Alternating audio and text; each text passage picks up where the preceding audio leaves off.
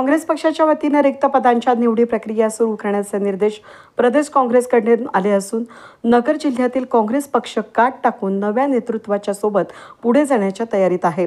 अहिल्यानगर जिल्हा निरीक्षकपदी प्रदेश काँग्रेसने प्रदेश उपाध्यक्ष शरद भाऊ आहेर यांची नियुक्ती केली आहे। त्यांच्या झंझावातीत जिल्हा दौरा आयोजित करण्यात आला असून नगर शहर जिल्हा काँग्रेस अध्यक्षपद गेल्या काही काळापासून रिक्त असून या पदनियुक्तीसाठी काँग्रेस पक्षाकडून दिनांक 27 एप्रिल 2025 ला दुपारी 3 वाजता शासकीय विश्रामगृह अहिल्यानगर या ठिकाणी विशेष बैठकीचं आयोजन करण्यात आलं होतं। या बैठकीला काँग्रेसचे ज्येष्ठ नेते आणि माजी मंत्री बाळासाहेब थोरात त्याचबरोबर जिल्हा निरीक्षक शरद आहेर यांची प्रमुख उपस्थिती होती। नगर शहर जिल्हा काँग्रेस समितीच्या नव्या अध्यक्षाच्या निवडीसाठी ही बैठक अत्यंत निर्णायक ठरणार आहे। इच्छुक उमेदवारांची चर्चा, निवड प्रक्रिया आणि आवश्यक निर्णय बैठकीदरम्यान घेण्यात आले।